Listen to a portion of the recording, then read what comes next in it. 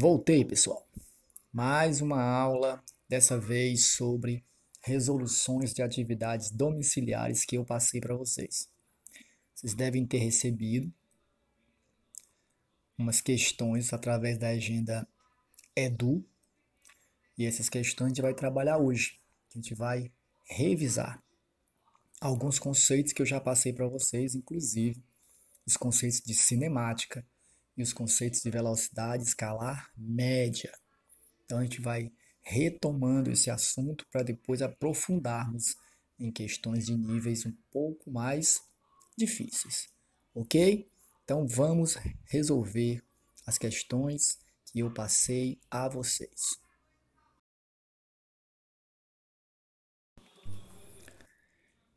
Pessoal, esse arquivo que foi aberto agora para vocês é justamente o arquivo que eu mandei através da plataforma Edu. Então vocês devem ter esse arquivo aí baixado no computador de vocês. Era um arquivo de questões que tratava dos conceitos da cinemática de velocidade média e rapidez. Na verdade, são questões mais de rapidez do que de velocidade média, ok? E os conceitos são os primeiros conceitos relacionados à cinemática. Então a gente vai começar a resolver e durante a resolução eu vou dando dicas, vou mostrando algumas coisas importantes para que a gente vá novamente criando um aprofundamento sobre esse assunto. Ok, senhores? Senhores, a questão 1, ela foi digitada exatamente como se encontra em uma questão de vestibular, que inclusive ela foi anulada, porque o termo que estava na questão era de velocidade média e faltava o valor escalar. Vamos analisar essa questão que eu coloquei para você ver que a ausência do termo escalar, ela modifica totalmente a questão. Então vamos ler a questão. Depois de uma corrida pelo pátio da escola, o Davi cronometrou o tempo gasto para que ele realizasse uma volta completa, retornando ao ponto de chegada. Então o Davi pegou seu relógio, pegou um cronômetro, pegou alguma coisa e começou a cronometrar o tempo depois de uma volta que ele deu em torno do pátio. Olha só, ele disse que o tempo medido com uma certa imprecisão por esse relógio, por esse cronômetro dele, foi de 45 segundos. Diz também que o pátio ele tem um formato circular e tem um raio de 3 metros. E que a velocidade média que o Davi obteve foi de. Te deu um dado que é o valor do π. Ele disse que é 3. Então vamos ver como é que você vai resolver essa questão. Se você usar exatamente como o enunciado se encontra, a gente vai ter que lembrar os conceitos de velocidade média e de velocidade escalar média ou rapidez.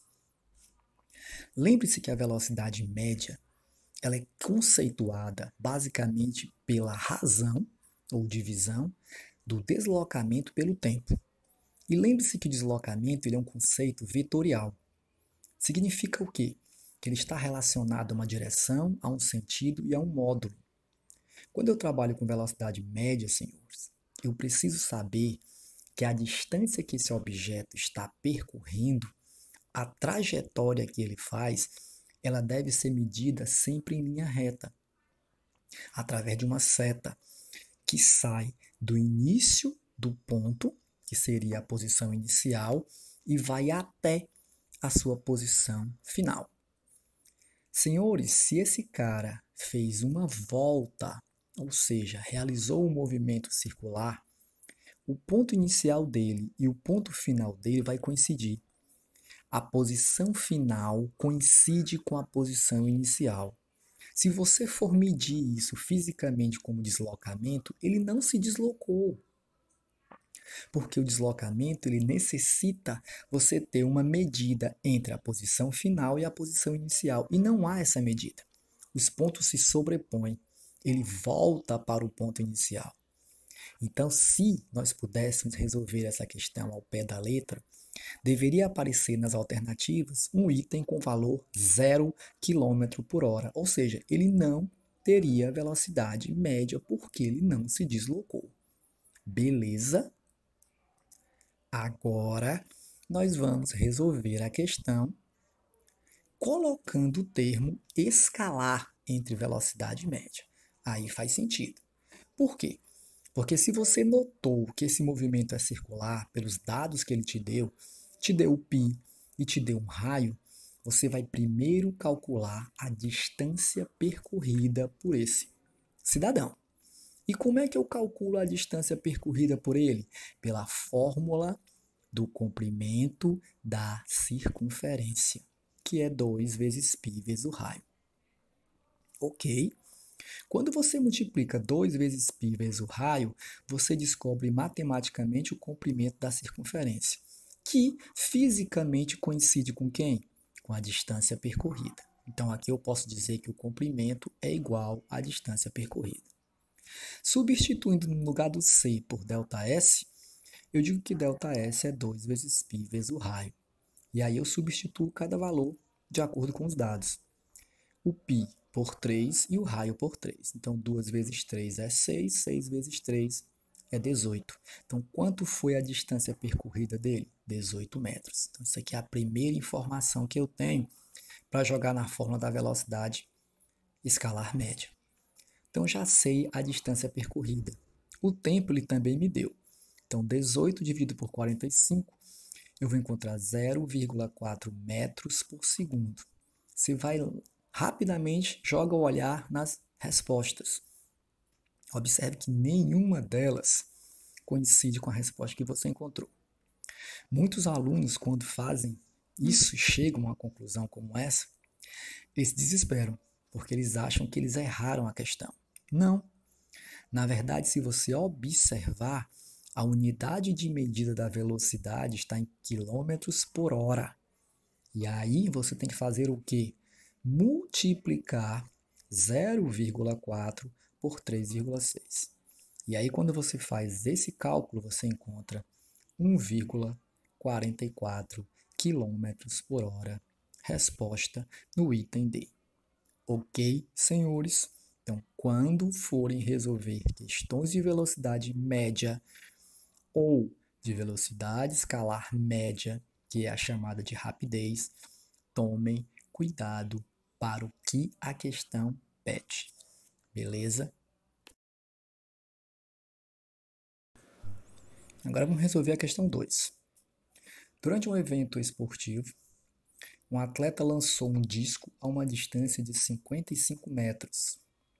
Admita que o dia esteja ensolarado e que a sombra do disco, se movendo no solo, logicamente, em linha reta, tem uma velocidade de 8 metros por segundo. Nós podemos admitir que o tempo total de lançamento foi aproximadamente de... Todas as respostas são medidas em segundos. Então, se olha para o enunciado, vê que tem 55 metros e 8 metros por segundo. Então, as unidades estão todas compatíveis. Não há necessidade de você trocar nenhuma unidade, nem transformar. Então, aqui, vamos para os dados. Distância, 55 metros. Velocidade, 8 metros por segundo. O que é que ele quer? Ele quer o tempo. Então, você joga na fórmula da velocidade, qualquer uma delas. A da velocidade média ou a da rapidez, também chamada de velocidade escalar média, qualquer uma delas. Porque o disco se move para frente, então tanto faz uma como a outra. E aí você troca o tempo pela velocidade. Só isso. Joga o ΔT para cima e joga o VM para baixo. Quando você faz isso, você deixa o tempo em evidência. E aí você pega a distância, que é 55, e divide pela velocidade, que é 8. Você vai encontrar 6,875 segundos. Mas a questão diz aproximado. Se você aproximar esse tempo aqui, você vai ter 7 segundos, que foi o tempo gasto para que a sombra andasse 55 metros com uma velocidade de 8 metros por segundo. Beleza? Bom, vamos dar uma lidinha aí na questão 3. Em que você estabeleça diferenças, né, existentes entre os conceitos físicos de deslocamento e distância percorrida. Nessa questão 3, eu não vou entrar muito aqui no mérito do símbolo, porque o símbolo ele é sempre complicado. Você pode chamar o deslocamento de D, pode chamar a distância percorrida de ΔS, ou vice-versa. Isso não tem nenhum problema, desde que você conheça os conceitos, tá? Então, eu vejo muito aluno reclamando porque vê nos livros, tio, eu vi ΔS de D e vi deslocamento de ΔS, né? Eu vi o pessoal escrever uma fórmula, escrever uma letra, escrever outra fórmula com outra letra. Isso, pessoal, não tem nenhum problema, a não ser que você decore. Se você gosta de decorar fórmulas físicas, você vai ter problemas futuramente. Porque a física, em vários exercícios de vestibulares, ela faz questão de deixar claro que ela não quer que o aluno decore. Ela quer que o aluno entenda, saiba o que está fazendo. Então, diversos casos, as fórmulas físicas elas mudam as letras, né? Puramente para dizer que aquilo não é uma regra universal. Você pode muito bem mudar qualquer letra, sabendo que o significado, o conceito físico é o mesmo, então não há problema, certo? Eu chamo de deslocamento nas minhas questões de D, que é mais simples, e a distância percorrida de ΔS. Mas isso não quer dizer que nós podemos chamar o inverso, ok? Então vamos fazer aqui uma pequena diferença entre deslocamento e distância percorrida. Primeiro, deslocamento é uma grandeza vetorial, que é aquilo que eu falei para vocês na questão 1. Ela necessita de direção, sentido e módulo. Essas grandezas vetoriais, elas te dão claramente o sentido e a direção para onde o objeto com essa grandeza característica ele deve ir, tá? Então, se eu estou me deslocando para qualquer lado, quando eu for representar o deslocamento, eu coloco uma seta apontada para a posição onde eu estou me dirigindo. Então, isso é muito conceitual, né? E é bem prático ver isso. Já a distância percorrida, você não consegue ter esse direcionamento. Você só sabe que ele está andando, mas você não sabe se ele está subindo, se ele está descendo, se ele está indo para frente, se ele está voltando. A única coisa é que ele está se andando posições, participando de posições com o passar do tempo, saindo de uma posição e indo para outra. Mas a direção e o sentido na distância percorrida, para você, isso não te dá uma precisão. O deslocamento, sim, você tem a precisão correta. Então, a primeira diferença é essa. Deslocamento, você sabe exatamente em que sentido e direção ele está indo, e a distância percorrida você não sabe. Outra coisa, o deslocamento ele pode ser negativo, e a distância percorrida ela não pode ser negativa. Por quê? Porque se eu não sei qual é a direção e o sentido do movimento de um corpo, como é que eu posso dizer que ele está com sentido negativo ou positivo, se eu não sei esse sentido, correto? Então, distâncias percorridas não podem ter sinais negativos. Já o deslocamento pode, porque como você tem uma seta apontando exatamente para onde ele deveria ir e ele não está indo naquela direção, então está indo no sinal contrário. E a física diz para você representar um movimento em sentido oposto, você coloca o sinal de menos. Beleza? Outra coisa que eu acabei de falar, ele tem direção, tem sentido e tem módulo. A direção pode ser horizontal, pode ser vertical, o sentido pode ser direita, esquerda, para cima e para baixo, e a distância percorrida não tem nada disso, somente o valor, tá? Somente a intensidade. Aí embaixo eu dou uma frisada, né? Eu digo que a seta vetorial indica o início e o fim da trajetória. E aí eu te mostro uma figurinha bem simples, onde você tem um corpo saindo do ponto A para o ponto B. Só que ele não vai em linha reta, ele faz uma curva, né? De A para B, ele faz uma curva. Quando ele faz isso, a medida dessa curva que ele fez é exatamente a distância percorrida, que é tudo que ele percorre. E a distância em linha reta, de onde ele saiu até onde ele chegou, é exatamente o deslocamento em linha reta. Beleza? Aqui, novamente, a gente vai ver uma questão de obtenção de velocidade, de cálculo de velocidade. Mas só que nessa situação, ele não especifica a velocidade que ele quer. Ele apenas generaliza, ele diz a velocidade atingida pela esquiadora. Ele não especifica se essa velocidade é a média, se essa velocidade é escalar média ou rapidez. Ok? Então vamos lá. Durante uma descida nas montanhas, uma esquiadora chegou ao final do percurso após exatos 12 segundos. A montanha escolhida ela tinha aproximadamente 300 metros de altura. E ele pergunta qual é a velocidade que a esquiadora atingiu. Te dá todas as respostas em quilômetros por hora. E os dados da questão estão em metros e em segundo. Então você já sabe que você vai ter que fazer uma transformação no final. Então eu fiz um esqueminha. Eu fiz mais ou menos uma reta aqui curva, mostrando como se fosse a montanha. Então você tem uma montanha aí de 300 metros de altura. O tempo que ele gasta lá de cima para chegar na parte de baixo da montanha é 12 segundos, tá?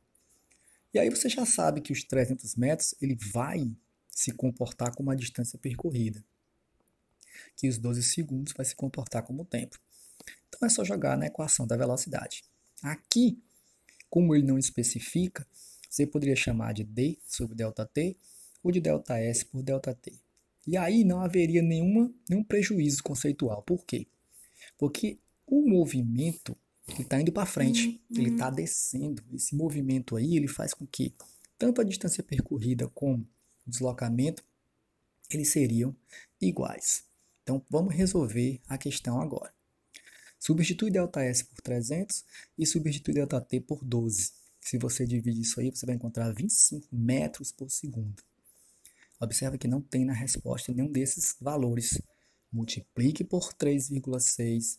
Você vai encontrar a resposta em quilômetros por hora, que dá 90 quilômetros por hora. Beleza?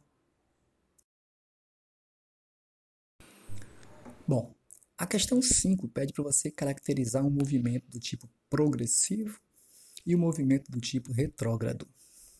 As palavras progressivas e retrógradas, elas se baseiam quando você está na origem, a origem do movimento. A origem de todo o movimento, ela é o ponto zero. Então, se você está no ponto zero e começa a se mover, se afastando do zero, ok? Se afastando do zero, pelo lado positivo da reta, você está andando progressivamente. E quando você para em uma certa posição e determina que você tem que voltar, você está andando no sentido oposto. Então você está se aproximando novamente desse zero. Você está no movimento retrógrado. Então, quando nós estamos numa certa posição em que você se aproxima da origem, você está em movimento retrógrado. E quando você está numa certa posição que você está se afastando dessa origem, você está no movimento progressivo. E aí no item A, eu especifico mais ou menos com as simbologias da física. Eu digo que as posições estão aumentando e você está se afastando do ponto inicial. O ponto inicial é o S0 e o ponto final é o S. Então, S sendo maior do que S0 indica que eu estou me afastando cada vez mais da origem, ou seja, estou no movimento progressivo. No item B, eu digo que as posições vão diminuindo, fazendo com que o móvel se aproxime da origem zero. Então, a minha posição final, cada momento que vai passando, ela vai se tornando mais próxima da minha posição inicial. Estou me aproximando cada vez mais. Então, quando eu estou me aproximando cada vez mais, você já vê isso ao contrário. A posição inicial, ela passa a ser a final nessa situação. e a posição final passa a ser a inicial. Então, quando eu estou voltando, é necessário que quando você faça esse raciocínio, você observe que eu estou sempre me aproximando da origem. Significa o quê? Que eu estou retornando, chamado pela física de movimento retrógrado. Ficou claro isso, pessoal?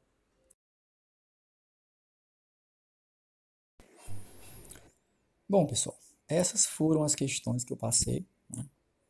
Não foram muitas, porque não adianta a gente passar para vocês muitas questões se o tempo não é possível nós resolvermos todas, né? Porque fica muito cansativo. Então, eu vou ficar passando essas questões para vocês, nós vamos resolvendo. Mas eu gostaria que vocês fizessem primeiro sozinhos e depois, quando recebessem o vídeo, vocês comparassem para saber se vocês estão ou não entendendo essas questões. Eu espero que sim, porque já é uma questão de revisão. Nós estamos revisando os assuntos que foram colocados em quadro e presencialmente. Ok? Então fiquem com Deus, cheiro nas crianças e até a próxima.